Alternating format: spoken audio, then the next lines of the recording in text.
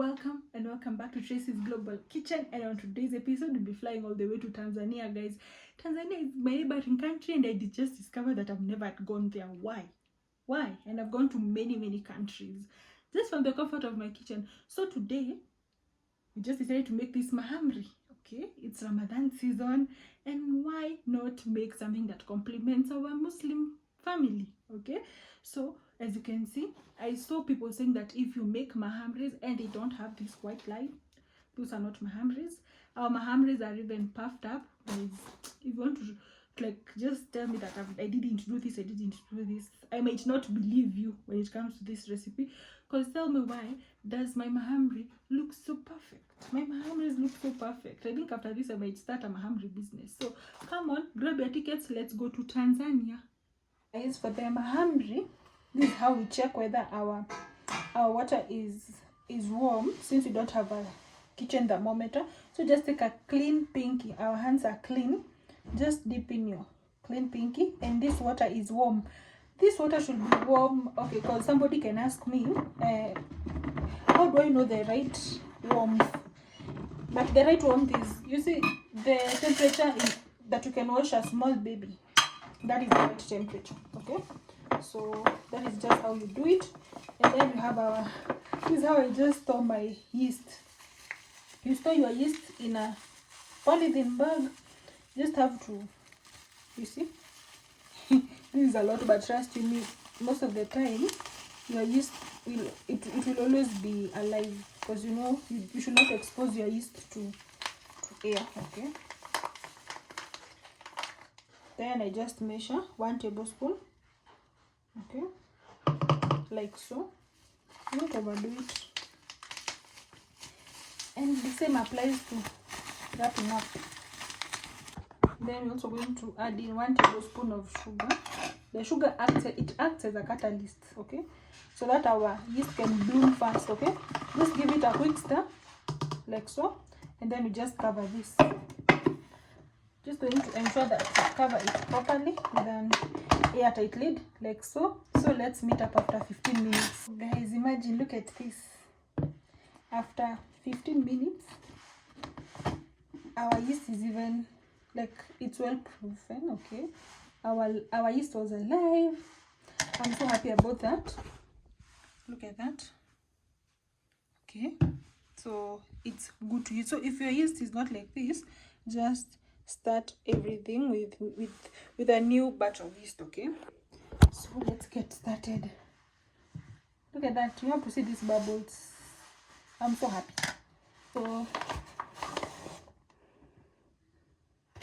I measure using my hands, so I'll be cooking 1.5 cups.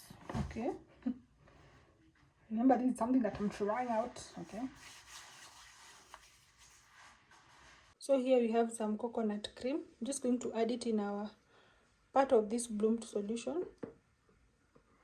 Okay, I'm adding it here because our coconut cream was in the fridge and it was cold. Okay, please don't skip this part. Look at that. So just going to give it a good mix, and the water should not be so hot. If it's too hot, it can also kill our yeast. Okay,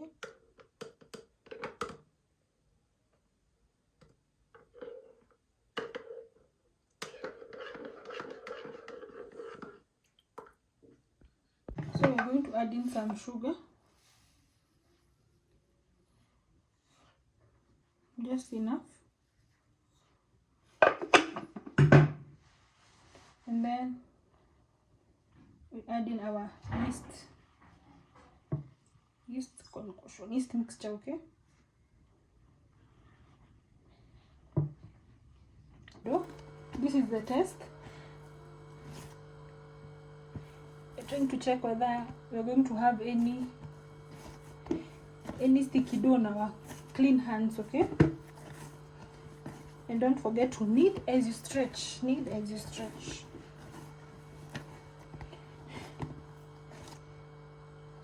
So we need to oil our pan. So just a little bit of oil.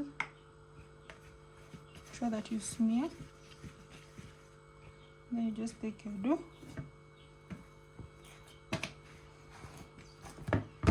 Just like that. Okay. Then place it in an airtight container like so. Let's place it in a switched off oven. Then we'll be back after 1 hour. After 1 hour, ta-da! Look at that. Let's do the punch. But with it has doubled. Look at that. Look at that. It has really doubled. It was a small dough. So punch, punch, punch, punch, punch. And it's very soft, guys. Look at this. And also the taste, perfect. So let's roll it. The shapes you roll. You'll see why I have this. Sorry, you'll see why I have this. And I'm really trying to restrain myself, because if there's a person who loves making thin rolls, is me. And for this recipe, please don't do that mistake, because if they are too thin, then they might harden up to making thin doughs or thick doughs. So this one is just perfect. I'm going to take this. You can even use a plate or whatever, but I love this because it's small, so we are achieving good shapes. So that is okay. Take a cut and then cut it into quarters, just like that, half and then quarter. Then we have our triangular shapes. So just take cling films or such papers and just place them in your well cut dough mahamris. And the reason as to why we are doing this is because we want these mahamris to rise again. Okay, so I'm going to let this rest for about 30 minutes and then we'll be back. So guys, after 1 hour, look at how our mahamris are looking, as you can see. But hey guys, being soft is an understatement. The only challenge I have, but I just love being real. You see, like, I think they really puffed to a point that we have some overlapping. Hey, I don't know whether I'll just have to like redo. Anyway, I'll just see what I'll do, because now everything is a mess, but it looks nice. It looks nice too. So just give me 5 minutes so that I can mend up everything. So the first step is first heat up your oil. So our oil is all heated up, and then here we have our mahamris. Okay, yeah, and as you can see, by the way, I had to like redo everything. I had to redo everything, and I just decided to like portion them. And imagine, as long as your yeast was okay, they really puff up so fast. So after that, we're just going to like dip them. And don't cook a lot, just cook like two. But for the two, it's because of the size of my cooking pot, right? Yeah, if you overload them too much, they won't come out nicely. And as you know, I take you all over the world, and personally I'm not from Tanzania, but guys, look at this. Look, if you see this white line, you have made authentic mahamris. Hit that subscribe button if you haven't.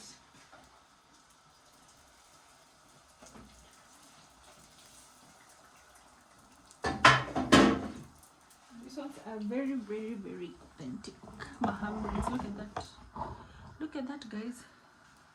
I always tell you, her interest is global kitchen. We never come here to play. Look at that. You see? This white line, it should make you flex.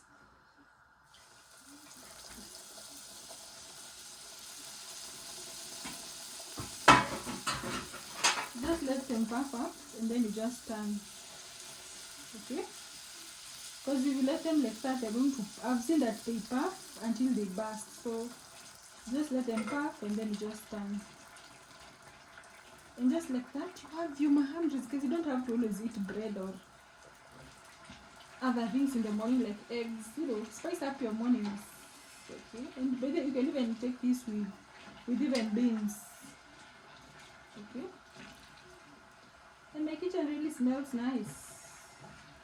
The cardamom aroma is in the whole kitchen. Look at that.